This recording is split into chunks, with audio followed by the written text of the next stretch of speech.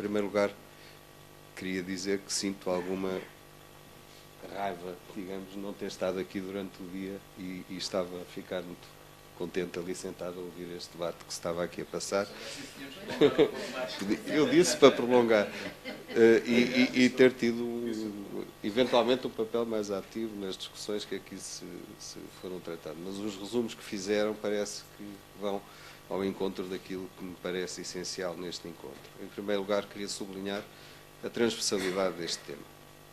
E se estamos no século XXI, temos que pensar estas coisas de um modo abrangente e transversal. A questão do património não é exclusivamente uma questão dos patrimonialistas, como disse o Zé Aguiar.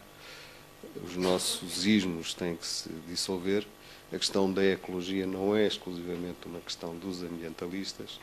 Tudo isto é uma questão transversal e tem que ver com aquilo que, no fundo, é o nosso território, o nosso país, o nosso eventual ordenamento. Eu digo muitas vezes que o património é o futuro do desenvolvimento e da sustentabilidade desse desenvolvimento para o nosso país. Porquê? Porque temos uma riqueza enorme, desse ponto de vista, temos um património cultural e edificado também vastíssimo.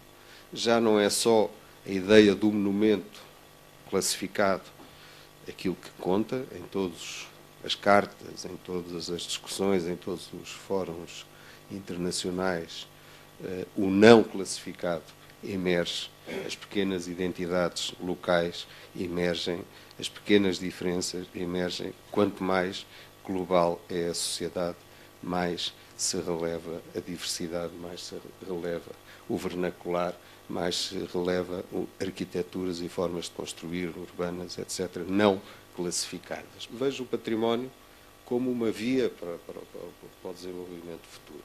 Porquê? Porque a construção, como disse o José Vítor Coias, não é o alcatrão e o betão. Esse ciclo está a regredir em toda a Europa. Em Portugal, isto tem sido esgotado e tem sido dito, mas cerca de 10% para 11% a atividade da construção civil está na área da reabilitação, com tendência a crescer. A média europeia da reabilitação é 40%. Os nórdicos estão a 70%. Portanto, o comboio da história vai nesse sentido. Portanto, o que é necessário fazer? Entrar neste comboio da melhor maneira possível. Por exemplo, a nível da economia, a nível do emprego, a nível do trabalho. Há falta de mão de obra qualificada. O engenheiro Vítor Coia sabe isto melhor do que ninguém, como empresário que é. Há falta de formação de mão de obra nas áreas da recuperação e da conservação do património edificado. Há emprego para essa gente. Portanto, vamos apostar aí. O que é que estamos a verificar? Estamos a ver que quanto mais se está a recuperar, pior está a ser a qualidade da recuperação. Quer pela forma de intervir, quer pelos materiais que são utilizados, etc., etc. Há uma série de questões técnicas que não vale a pena explicar. Mas, portanto, é uma via para resolver problemas também que afetam o país, no emprego, na área da formação profissional, do emprego, etc. Portanto, temos tentado e estamos a fazer esse esforço a nível do Governo, dos secretários de Estado, com quem eu trabalho regularmente, com o meu colega da Economia, do Emprego, etc., para criar formas e fundos, arranjar fundos para estas áreas. Projetos importantes, âncoras, que podem ser âncoras para a recuperação e a reabilitação urbana. Há um projeto que parte de um acordo que foi assinado o ano passado entre o Ministério da Cultura e a Conferência Episcopal Portuguesa, a Rota das Catedrais. Há 24 catedrais em Portugal. São mais do que as capitais de distrito. E toda a polis, toda a cidade se estrutura à volta da catedral. Isto é da história.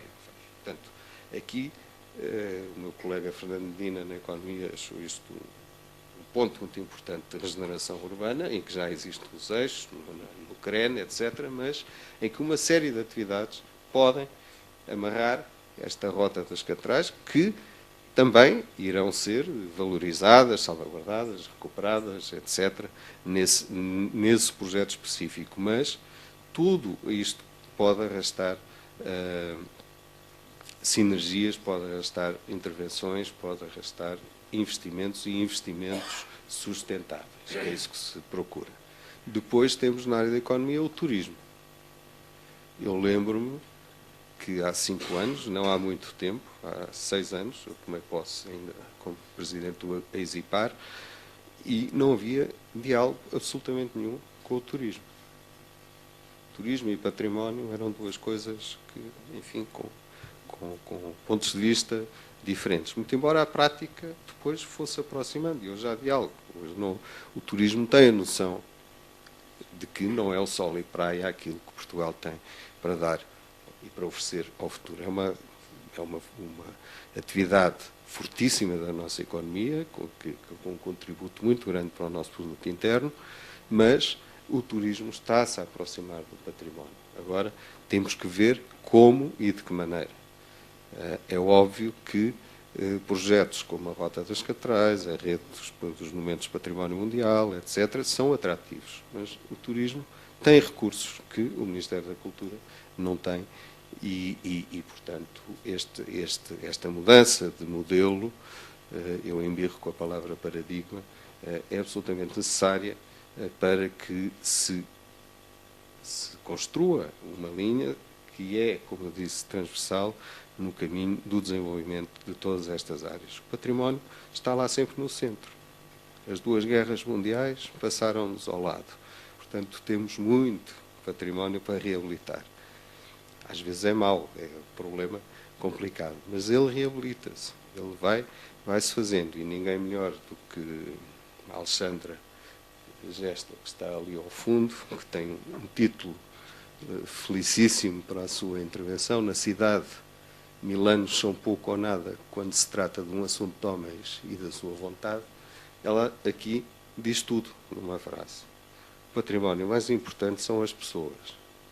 E sem as pessoas não existe património. Portanto, tem que ser vivido, tem que ser participado. E aquilo que se fez em Guimarães, ao longo de mais de 20 anos, paulatinamente, foi trazer as pessoas para um processo de recuperação que terminou, enfim, da melhor maneira possível. Hoje não sei se seria possível que a Unesco classificasse ou voltasse a classificar, pelo menos parece-nos que a Europa para a Unesco está um bocadinho em stand-by, neste momento está no frigorífico, novas classificações a nível europeu, mas a classificação de Guimarães pela Unesco é o culminar de um trabalho continuado, invisível, longo, e isto também digo isto muitas vezes, o trabalho em património é invisível, não é mediático, não tem croquete, como eu digo, é um trabalho complicado muitas vezes para a classe política.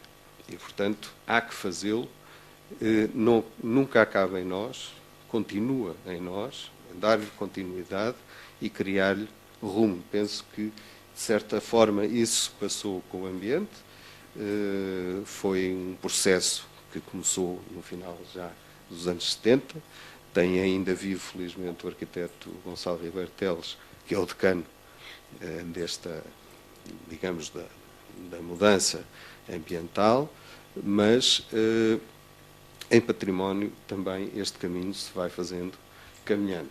E iniciativas